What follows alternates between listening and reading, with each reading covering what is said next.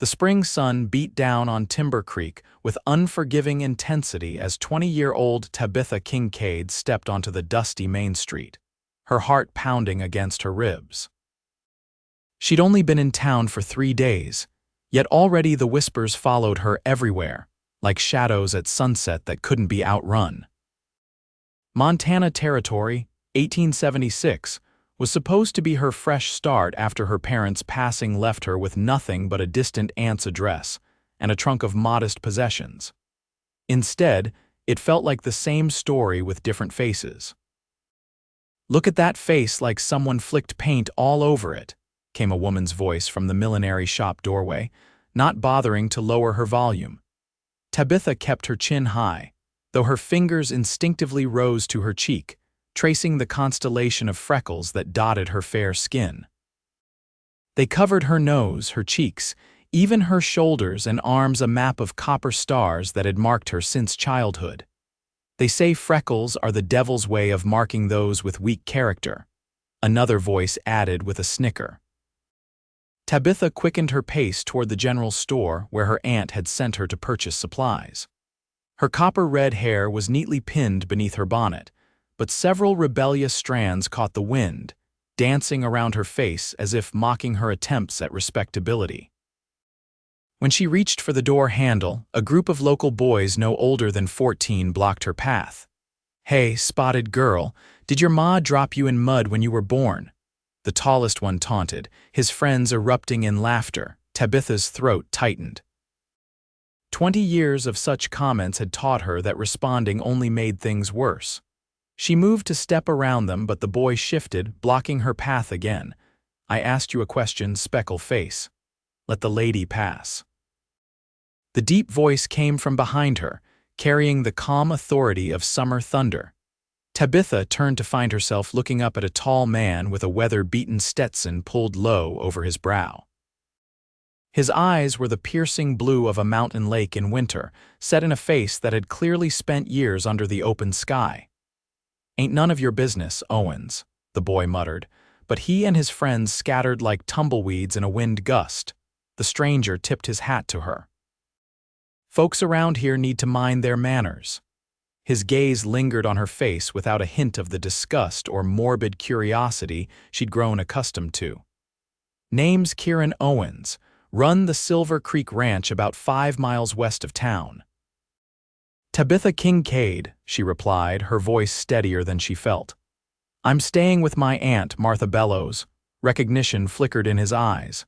"The seamstress, good woman, makes the finest shirts this side of the Mississippi." He gestured to his own, a practical garment, but with notably even stitching. "Thank you for your intervention, Mr. Owens, but I'm quite capable of handling a few children."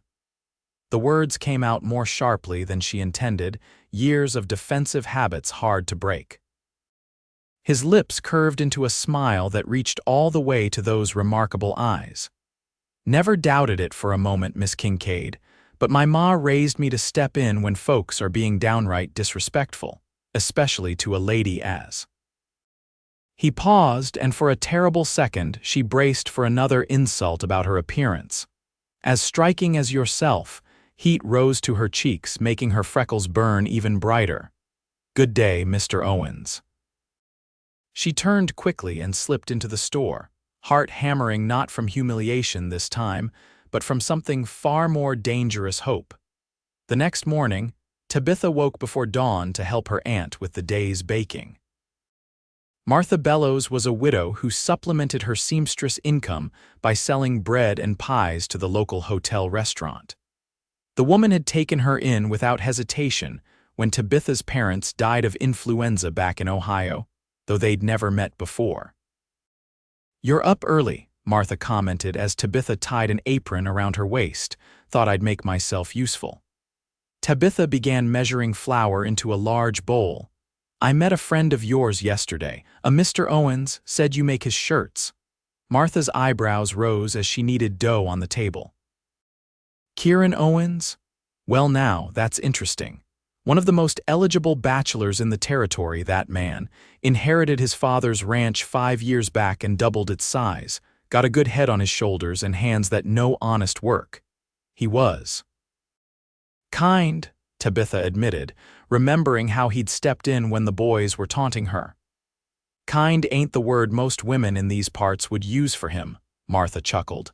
Handsome as sin and rich as Croesus is what they say.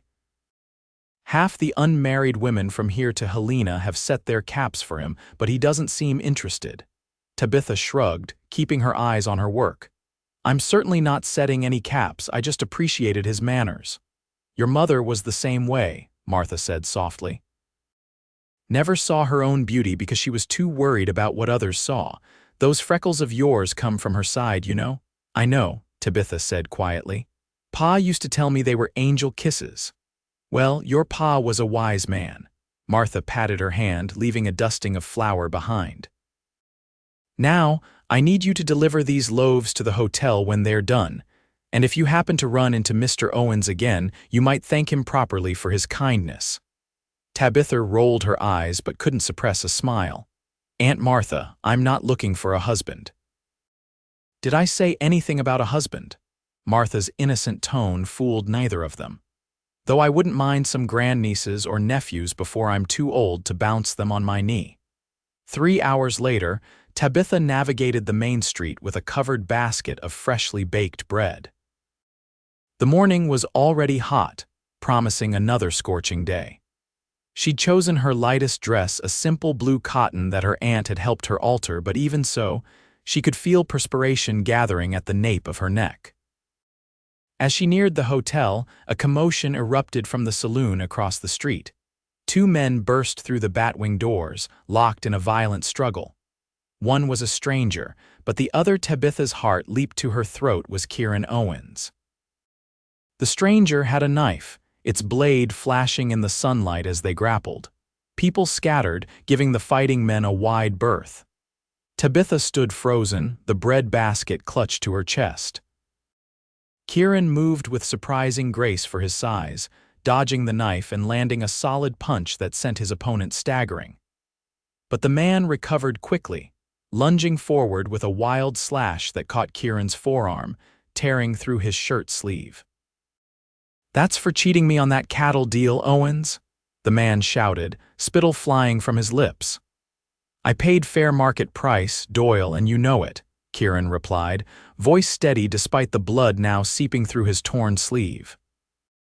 The man Doyle charged again, but this time the sheriff emerged from his office, shotgun in hand. "That's enough," Sheriff Miller bellowed. "Drop that knife or I'll drop you where you stand, Doyle." The standoff lasted only seconds before Doyle threw the knife to the ground with a curse. 2 deputies appeared to take him into custody, and the tension in the street deflated like a punctured balloon. Tabitha found herself moving forward before she'd consciously decided to do so. "Mr. Owens, you're hurt." Kieran looked surprised to see her, then glanced at his bleeding arm as if just remembering it was there. "It's nothing serious, Miss Kincaid. It needs cleaning and bandaging," she insisted, her practical nature taking over. "The hotel has a first aid kit. I'm making a delivery there anyway." Before he could protest, she led the way across the street, basket in one hand, her other hovering near his uninjured arm without quite touching it. She felt eyes following them, curious, judgmental, speculative, but for once she didn't care. The hotel manager, Mr. Peterson, fussed over them when they arrived, insisting Kieran take a seat in the small parlor while he fetched the first aid supplies. Tabitha delivered the bread to the kitchen, then returned to find Kieran examining his wound with detached interest. "You should be more careful," she said, taking the supplies from Mr. Peterson and dismissing him with a polite nod. "Should I now?" Amusement colored Kieran's voice as she pulled up a chair beside him. "And here I was planning to get stabbed again tomorrow." Tabitha gave him a stern look as she poured water into a basin. "Your humor needs work, Mr. Owens." "Kieran," he corrected. "After you patch me up, I think we've earned first-name basis, don't you?" She didn't answer, focusing instead on rolling up his torn sleeve to expose the wound. It was a clean cut, thankfully not too deep, running about 3 inches along his forearm. "This will sting," she warned, pressing a cloth soaked in antiseptic to the wound. He didn't flinch, watching her face instead of her hands. You're good at this. My father was a doctor. I assisted him sometimes. She worked methodically, cleaning the cut before applying a salve from the kit. He asked softly. He and my mother died 3 months ago, influenza. She kept her eyes on her work, not wanting to see pity in his gaze. I'm sorry, Tabitha. The sound of her name in his voice made her fumble with the bandage. She recovered quickly, wrapping his arm with neat, even turns. Thank you, she said after a moment. For what? Getting myself stabbed and bleeding all over your morning, for yesterday, with those boys. She secured the bandage and finally looked up at him. And for not mentioning my freckles. Something shifted in his expression, a softening around his eyes, a slight parting of his lips. Why would I mention something so beautiful? Tabitha blinked, certain she'd misheard him. Beautiful. Mr. Owens, Kieran, you don't need to mock me. I'm not. His good hand captured hers before she could pull away. I've never been one for empty flattery, Tabitha. When I say something, I mean it. His thumb brushed over her knuckles, sending a shiver up her arm. Those freckles of yours, they're like the stars of my sky. A man could get lost mapping them out. For 20 years, Tabitha had endured taunts, pity, and backhanded compliments about her appearance. She'd learned to armor herself against cruelty disguised as humor, against the sidelong glances and whispers. But nothing in her experience had prepared her for genuine admiration.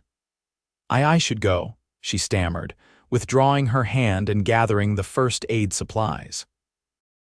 Aunt Martha will be wondering where I am. Kieran stood, towering over her but somehow without looming. Would you allow me to call on you properly? Perhaps Sunday after church, the question hung between them, weighted with possibilities she'd never allowed herself to imagine. Tabitha knew the sensible answer, the safe answer was no. Men like Kieran Owens didn't court women like her. It would only lead to heartache. Yes, she heard herself say instead. Yes, you may call on Sunday. His smile was like sunrise breaking over the mountains, warm, bright, and full of promise. I'll count the hours. The following days passed in a blur of routine tasks and anticipation. Tabitha helped her aunt with sewing and baking, delivered goods to customers around town, and tried to ignore the increasingly curious looks from the townspeople. Word had spread quickly about Kieran Owens escorting her from the hotel, his intentions to call on her on Sunday. Some reactions were predictably unkind. Must be desperate for a wife if he's settling for spotted face. Tabitha overheard Mrs. Hendricks say to Mrs. Palmer outside the post office. Or maybe he figures she'll be grateful enough not to mind his wandering eye once they're married, Mrs. Palmer had replied with a nasty laugh. Tabitha had hurried past, pretending not to hear, though the words left bruises on her heart. The old doubts crept in like evening shadows. What did Kieran Owens see in her? Was this all some elaborate jest at her expense? By Sunday morning, she'd nearly convinced herself not to attend church at all, to spare herself the inevitable public humiliation. But Aunt Martha wouldn't hear of it. You hold your head high, girl, she insisted as she helped Tabitha pin her hair. Your worth isn't measured by the opinions of small-minded people. The church was packed when they arrived, and Tabitha felt every eye turned toward her as she and Martha made their way to a pew near the back. She kept her gaze forward, shoulders straight, though her stomach churned with anxiety. Then Kieran entered, tall and imposing in a crisp black suit that set off his sun-bronzed skin. His eyes scanned the congregation until they found her, and the smile that lit his face was so genuine, so warm that the whispers around them faded to insignificance. He crossed the church with purposeful strides and tipped his hat to Martha. Mrs. Bellows, would you and your niece honor me by sharing my pew? Martha's eyes twinkled with approval. Why, Mr. Owens, that would be lovely. Kieran offered his arm to Tabitha, who took it with trembling fingers. The weight of stairs followed them as he led her to his usual place near the front of the church. She could practically hear the thoughts buzzing around them. Why her? What does he see in that freckled face? Ignore them, Kieran whispered, his breath warm against her ear. Their opinions matter as little as dust on your shoes. Throughout the service, He remained close beside her, their shoulders occasionally brushing. When they stood for hymns, his rich baritone blended with her softer alto, creating something new and harmonious between them. Afterward, as was the custom, the congregation gathered outside for socializing before dispersing for Sunday dinner. Several of the town's prominent citizens approached to speak with Kieran, their curious glances at Tabitha barely disguised as politeness. "Miss Kincaid is staying with her aunt indefinitely, then?" asked Judge Wilson's wife, a plump woman with assessing eyes. "Indeed," Martha answered before Tabitha could. "She's a tremendous help with my business. Her needlework is even finer than mine." "How?" "Fortunate for you," Mrs. Wilson replied with a tight smile. "It's fortunate for all of Timber Creek," Kieran said, his hand coming to rest lightly at the small of Tabitha's back. "Beauty and talent are rare enough separately, but together they are a gift to any community." The compliment, delivered with such casual sincerity, sent a flush crawling up Tabitha's neck to her cheeks. Mrs. Wilson's mouth opened slightly, then closed without a response. "Mrs. Bellows," Kieran continued, "would you permit me to escort you and Miss Kincaid on a picnic this afternoon? The weather is perfect, and I know a lovely spot by Silver Creek." "Oh, I'm afraid I have too much work waiting at home," Martha replied with transparent insincerity. "But Tabitha should certainly go. The fresh air would do her good." Tabitha shot her aunt a look that Martha pretended not to notice. "I wouldn't want to impose," she said carefully. "It would be my pleasure," Kieran assured her. "I'll bring my wagon around it too, if that suits." With Martha beaming encouragement, Tabitha found herself agreeing, both thrilled and terrified at the prospect of spending hours alone with Kieran Owens. At precisely 2 o'clock, he appeared at Martha's door with a handsome buggy drawn by 2 matched bay horses. He changed from his church clothes into more casual attire, a clean white shirt, dark vest, and tan trousers, but looked no less striking. Martha practically shooed Tabitha out the door with a packed basket of food and a whispered, "Remember what I said, head high, shoulders back. You're worth 10 of any woman in this town." The road out of town followed Silver Creek upstream into the rolling foothills that eventually gave way to the distant mountains. As they left the last buildings behind, Tabitha felt some of her tension ease. Here, with only Kieran and the vast Montana landscape as witnesses, she didn't need to brace for judgment with every breath. "You grew quiet," Kieran observed after they'd traveled a mile or so, having second thoughts about being seen with the notorious Kieran Owens. The question surprised a laugh from her. Notorious for what? Excessive hat tipping, dangerous levels of politeness. His answering laugh was rich and genuine. "Ah, she does have a sense of humor hidden under all that dignity." "I have many hidden qualities, Mr. Owens." "I don't doubt it for a moment, Miss Kincaid." The way he said her name soft, almost reverent, made her heart skip. "And I look forward to discovering each one." They rode in companionable silence for a time, the only sounds the steady clip-clop of hooves, the creak of the buggy, and the rushing of the creek beside them. The late May afternoon was perfect warm sunshine, a gentle breeze carrying the scent of wildflowers and pine, wispy clouds drifting across an endless blue sky. Eventually, Kieran turned the buggy off the main road onto a narrow track that followed the creek more closely. After another quarter-mile, they emerged into a small clearing nestled in a bend of the stream. A stand of aspens provided dappled shade, their leaves shimmering like silver coins in the breeze. "This is beautiful," Tabitha breathed as Kieran helped her down from the buggy. "I discovered it my first year back after college. It's been my thinking spot ever since." He retrieved a blanket and the food basket. "No one comes here but me and now you." He spread the blanket under the largest aspen, then offered his hand to help her sit.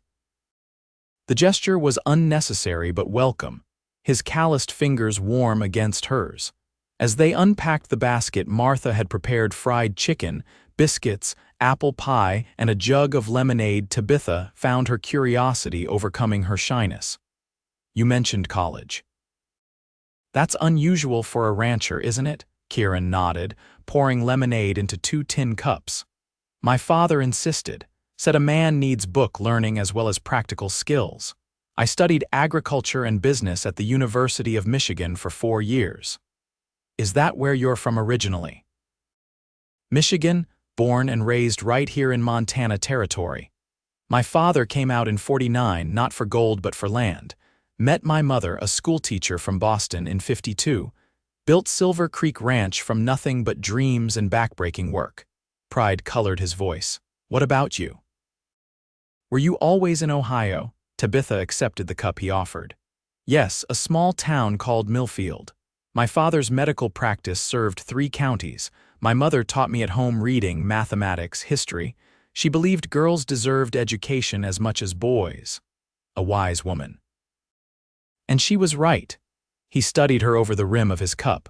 You're well-spoken. I'd wager you've read more books than half the men in the territorial legislature. She smiled, warming to the conversation. Books were my refuge when other children were less than kind. I could escape into stories. His expression sobered. Because of your freckles, Tabitha looked down, running a finger along the blanket's edge. Children can be cruel about anything that's different. And adults can be worse, Kieran said softly. I've seen how some in town look at you, how they whisper.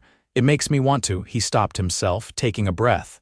It makes me angry on your behalf. I've had 20 years to develop a thick skin, she replied, though the old hurt lingered beneath her words. You shouldn't have had to.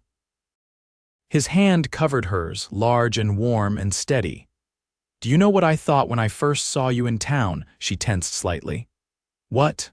I thought, there's a woman who outshines every other person on this street. And it wasn't just your hair catching the sunlight, though that was spectacular enough. His thumb traced circles on her wrist, sending pleasant shivers up her arm. It was how you carried yourself with quiet dignity despite those boys' taunts. It was your eyes green as summer meadows and twice as deep. Kieran, her voice caught on his name, and yes, it was your freckles too. His free hand rose, hesitating for permission before gently touching her cheek. Like constellations mapped across your skin, nature's own artwork. No one had ever spoken to her this way, as if her most mocked feature was something precious, something to be admired rather than hidden or apologized for. The sincerity in his blue eyes left no room for doubt. Why me? She whispered. Half the women in the territory would give anything for your attention. His smile turned rueful. And most of them made that abundantly clear over the years, but I've never been interested in women who see me as a prize to be won or a fortune to be acquired. His fingers traced the line of her jaw, feather light. You looked at me like I was just a man, nothing more, nothing less. Do you know how rare that is? The honesty between them felt as fragile and precious as spun glass. Tabitha turned her face slightly into his palm, allowing herself this moment of vulnerability. I'm afraid, she admitted. Of what? Of believing this is real. Of letting myself hope that someone like you could truly want someone like me. Kieran shifted closer, his eyes never leaving hers. Tabitha Kincaid, I have never spoken truer words than these. You are the most beautiful woman I've ever known, inside and out. Your freckles are the stars of my sky, and I'd count myself the luckiest man alive if you'd allow me to map them all, one by one, for the rest of our days. The rest of the world fell away as he leaned forward, giving her every chance to retreat. Instead, Tabitha closed the distance between them, her lips meeting his in a kiss that tasted of lemonade and promise. The weeks that followed were filled with moments that Tabitha tucked away like treasures. Kieran bringing wildflowers to Martha's door, riding double on his horse through meadows bursting with summer color, reading poetry aloud to each other beside Silver Creek, stealing kisses in the shade of aspen trees. Each time Kieran escorted her to church or a town social, the whispers and stares grew less pointed, less frequent. It was hard to maintain malicious gossip in the face of such obvious devotion, especially from a man as respected as Kieran Owens. Still, not everyone was won over. Veronica Simmons, the banker's daughter who had long set her sights on Kieran, took particular delight in making cutting remarks just within Tabitha's hearing. "I suppose if you can't attract a husband with your face, you have to rely on other attributes," she said loudly at the Independence Day picnic, eyeing Tabitha's modest dress with contempt. "Though what those might be, I can't imagine." Kieran, returning with drinks for them both, overheard. His eyes flashed dangerously. "Miss Simmons, in the future, I'd advise you to speak of Miss Kincaid with the respect she deserves or not at all." Veronica's face flushed an unattractive red. "I was merely making conversation, Mr. Owens." "No, you were being deliberately cruel, and I won't tolerate it." His voice remained even, but carried enough steel to make Veronica step back. "Tabitha possesses every quality a gentleman could admire: intelligence, compassion, dignity, and yes, remarkable beauty that you seem incapable of recognizing. Your behavior reflects poorly only on yourself." He offered his arm to Tabitha, leading her away from the speechless Veronica and the crowd of onlookers who had witnessed the exchange. "You didn't need to do that," Tabitha said once they were alone by the creek's edge. "I'm accustomed to such comments. You shouldn't have to be." He took her hands in his. "And I won't stand by while anyone speaks to you that way, especially not someone as shallow as Veronica Simmons," she smiled, squeezing his hands. "My gallant defender, always." His expression turned serious. "Tabitha, there's something I've been meaning to ask you." Her heart began to race. They'd been courting for 6 weeks, long enough by frontier standards for intentions to be declared, but still, she hardly dared hope. Kieran reached into his vest pocket and withdrew a small object that caught the July sunlight like a captured star. It was a ring, a delicate gold band set with a modest diamond flanked by tiny sapphires. "This was my mother's," he said, his voice husky with emotion. "My father gave it to her when there was nothing to the ranch but a cabin and dreams. She always said it wasn't the size of the diamond that mattered, but the size of the love behind it." He lowered himself to one knee, still holding her hands. "Tabitha Kincaid, from the moment I saw you, something in my soul recognized yours. These past weeks have only confirmed what my heart knew instantly, that you are the woman I want to build my life with. Would you do me the extraordinary honor of becoming my wife?" Tears blurred her vision, turning the ring into a shimmering point of light.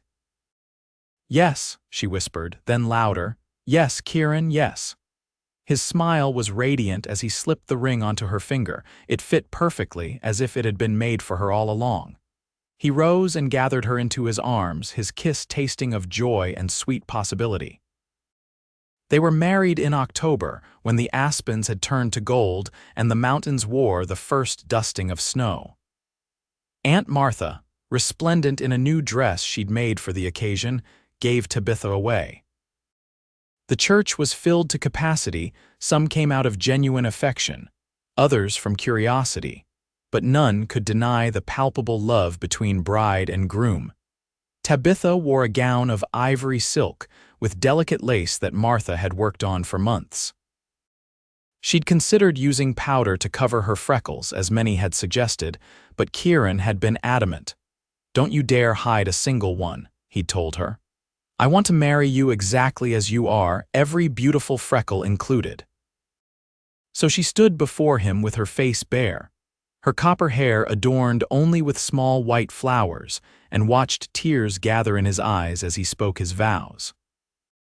"I, Kieran, take you, Tabitha, to be my lawfully wedded wife, to have and to hold from this day forward, for better, for worse, for richer, for poorer, in sickness and in health, to love and to cherish, till death do us part." His voice never wavered, his gaze never left hers, and in that moment, all the hurts of the past, every taunt, every whisper, every sidelong glance faded to insignificance. Here was a man who saw her, truly saw her, and loved what he saw.